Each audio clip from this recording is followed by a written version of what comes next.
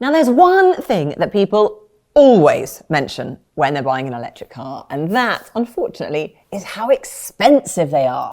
Yes, indeed. There are clever things that you can do with salary sacrifice schemes and benefit in kind if you're fortunate enough to have a company car, but you cannot get away from the fact that they are currently more expensive generally than their petrol or diesel equivalent. In fact, there are precious few electric vehicles under £30,000 available at the moment, which just seems completely mad. It does. There were 3 when we started making this video, but literally hot off the press today, Renault have dropped the price of the Zoe. So there are now 4. However, the Zoe isn't necessarily a car that we would recommend giving it its low Euro NCAP score. So there's probably just 3 that we would recommend. So yes, we're still okay with 3. Have a guess how many petrol and diesel cars there are under £30,000. How many different models you can choose from? Hundreds. Millions. No, you're getting it way over the top. Calm it down, Nicky Shields. But still, 107. So it's... so okay, that is in the hundreds. Yeah. Wow, that's a lot. Given the fact that there are only 3 cars available under £30,000, we are going to crunch some numbers and tell you if they're actually worth buying. But before we give you the answer to that question, don't forget to subscribe to the channel and switch your notifications on, because if you're into electric cars and also want to know how to get one affordably, this is the place to be.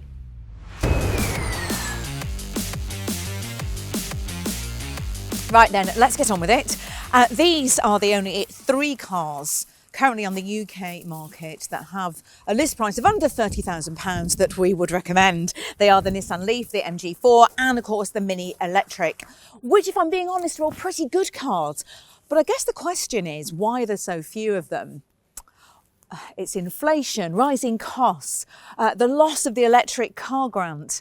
They're things that are feeding into the price rises. Can you believe the entry-level price of certain models has risen by 53% in the last 2 years? Oh, that stat makes me so sad. It's really not good. It's a weird thing. So manufacturers have been streamlining their ranges, which has often led to the cheapest option being deleted altogether. For example, the Fiat 500e, a car that we absolutely adore. They basically got rid of the smallest battery version, which used to cost under 20 grand. So the cheapest model that's available now is over £30,000. That's a massive step up. The cheapest Skoda Enyaq is currently £39,000 compared to just over 30 grand over 2 years ago. Now, what about the Honda E?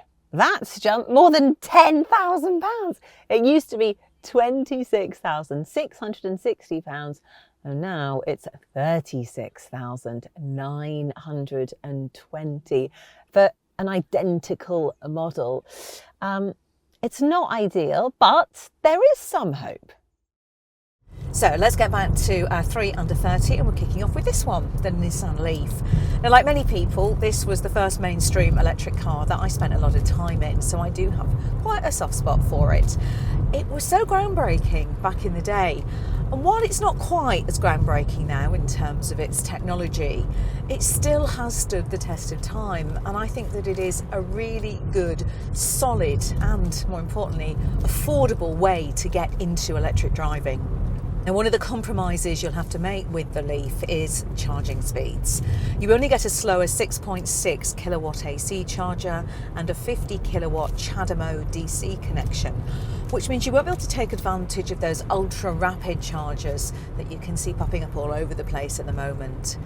But if you're doing limited and regular miles and you do mostly charge at home, you'll find that those speeds are perfectly acceptable. The stat I always remind people of is that we drive on average just 20 miles a day, so more than enough.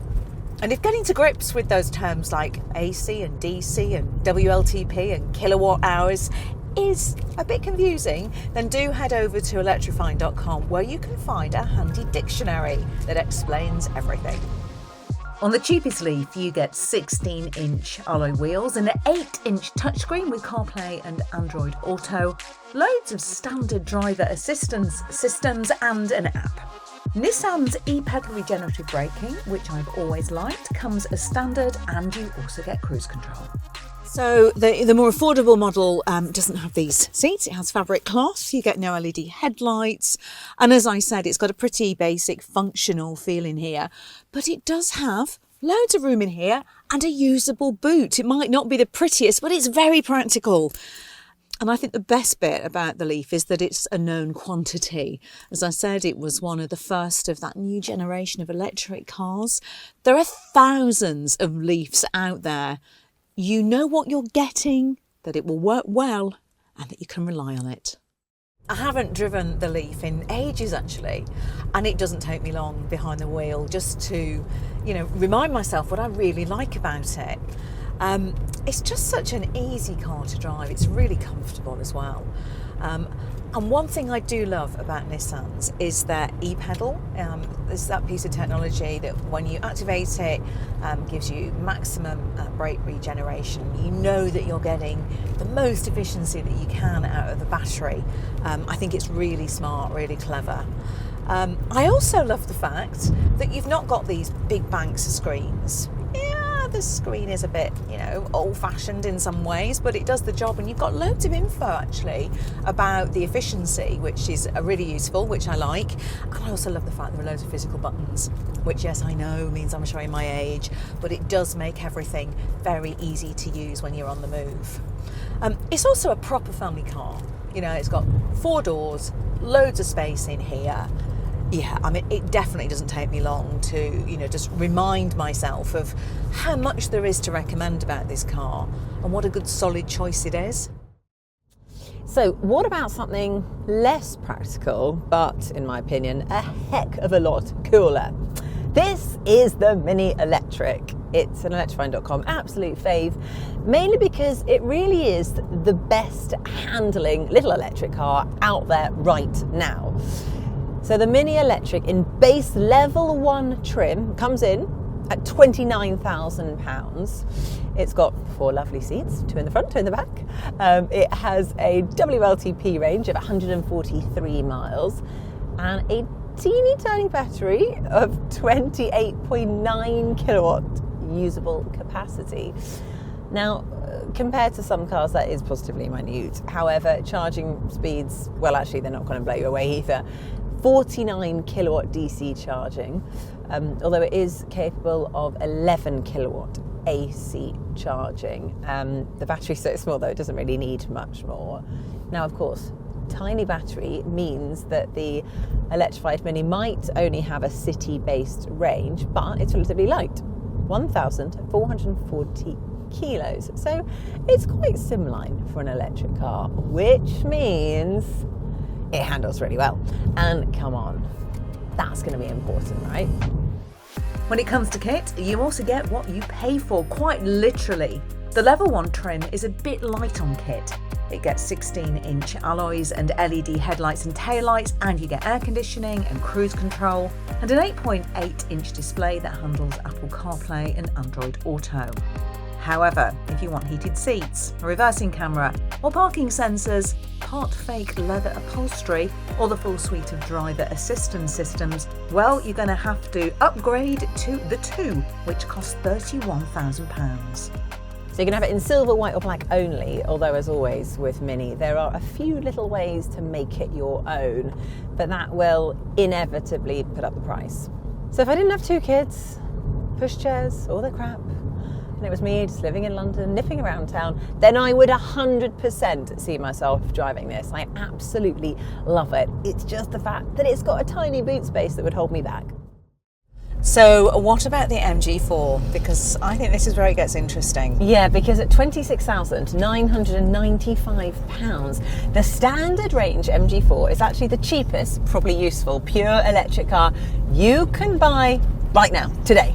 Are you saying the Citroën is not properly useful? No comment. Let's just move on from that one. That is a glorified pet, Jenny. You're so mean about that car. No, the MG4 also costs a little bit less than the cheapest Ford Focus, so it's also comparable in price with a petrol car. So the cheapest 4 uses a smaller 50.8 kilowatt hour usable battery, offers 217 miles of range according to the official test. It's the fastest out of the 3 cars, and even though it only gets 6.6 kilowatt AC charging, it is equipped with 117 kilowatt DC charging, so it's more than capable of doing longer trips, being able to charge quickly without you having to pitch your tent overnight if you need to charge up at the services. Oh, please, no. And it is a 5-seater. It's got a decent boot. And there's loads of stuff to keep you going, actually. It might not be the sexiest of cars. Kind of functional, workman-like. Yeah. But you do have this rather nice 10.25-inch screen up front, which comes as standard. There is CarPlay, Android Auto. There's also an app called iSmart, which is quite useful. There's driver assistance systems, some rather lovely cloth seats. We've seen lots of cloth seats. Oh yeah, my fave. And you also get vehicle to load charging as standard, which I always think is rather good. So you can charge stuff with a 3-pin plug in the middle of a field. Or in the middle of a power cut, if you should so wish. Did I ever tell you what happened when we had a power cut? Oh no. I sent Zach out to the car to do his homework. See? There you go. Honestly, he tried to get out of it with that one. We had a power cut, no power, his laptop was dead. I was like, in the car, plug it in, it's got vehicle to load. Yeah, there you go. That's not going to cut it anymore. No. Like my dog ate my... Dog ate my homework. Oh my God. Top tip for parents everywhere. The interesting thing here is that the standard range MG4 has something called an LFP battery. Are you ready for some science? Lithium ferrous phosphate batteries have slightly lower energy density than the more usual lithium ion, but they do last longer and are easier to charge and discharge.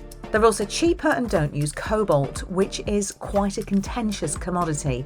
However, they do tend to be a bit bigger, which is why lithium ion tends to get favoured for current electric cars. There are decent advantages though to them, and you could argue that the standard range MG4 is actually the best one. You know, Nick, I think the MG4 might feel like it's the winner here for me. It's the cheapest, the speediest in both acceleration and also in terms of charging. It's got, I guess, a battery that's more eco-conscious, and it has the most range. It's also got that fantastic warranty, a full 7 years, and it does drive quite nicely. Although MG did sneak in a £1,000 price rise recently. So sneaky. I do hear you, Ginny. But you know what I'm going to say, don't you? I do prefer the Mini. Look, I get it. The MG4, it is the more sensible car. But if I'm nipping around town, I want to be able to enjoy my journey and proper handling. And I do think it has better handling. Maybe if I was doing a longer journey, but then I would be taking a bigger car. So, agreed, I don't think you can argue with the MG4's value for money, though. However, I think we also do have to give kudos to the Leaf, don't you? It can still hold its own, it really can. I can understand why people feel comfortable buying a car that has got that really proven track record and also is so easy to drive. There's just something about it that feels a bit more mature. In a good way, though. Maturity is good, right? Yeah, we like maturity for sure. Thank you. That's why you're my friend. There is one more aspect, though, that we do want to cover, and that is finance. So if you do have a company car scheme or a salary sacrifice scheme, it's a really good idea to chat to your employer, because that is by far the most affordable way to get into an electric car. It is indeed. However, if you are a private car buyer, then the best way or the cheapest way is going to be a PCP scheme. Now, we've done a little bit of digging and found that the Leaf Ascenta comes in at £316 per month with a £5,000 deposit and 10,000 miles a year for 3 years. That is basically the cheapest. I think that's a pretty good deal. It's a really good deal. Yeah. We ran the numbers as well on the MG4 standard range. Let me just check that down here. It does run close, £326 a month for the same terms and the same miles. The Mini was £340 a month for the same. A little bit more. Look, obviously, there are lots of deals out there. They're changing all the time. You might be able to get them cheaper, or those might not be around because, as we say, changing all the time. But that's what we've managed to find today. Look, it's really frustrating because with high inflation, high energy costs, the disappearance of the plug-in car grants really means that electric cars aren't affordable for everyone at the moment, and that really needs to change. One of the things we'd really like to see here at electrifying.com is an extension of Scotland's interest-free loan for used electric cars. It's a brilliant way to get more people into them, and we think it should be available right across the UK, not just in Scotland. Lucky old Scotland. I know, it really would make a big difference. So come on, UK government people. Help us out with that one. And the car makers as well. It's down to you guys. You need to produce some more affordable cars, and we promise to buy them. We will. And then it will give us more to talk about next time as well. And while we're at it, charging infrastructure people, you need to get the infrastructure sorted out, because if people can rely on the infrastructure, they won't need big batteried cars, and then we will get more affordable cars on the market. It's a big old vicious circle. We have the solution, so we do. Do what Ginny says and everyone will be happy. There we go, sorted, Nick. We've got the solutions. The question is, should the government listen to us? I think they should. Let us know in the comments below, or maybe don't. But also, while you're there, subscribe to Electrifying channel and switch those notifications on.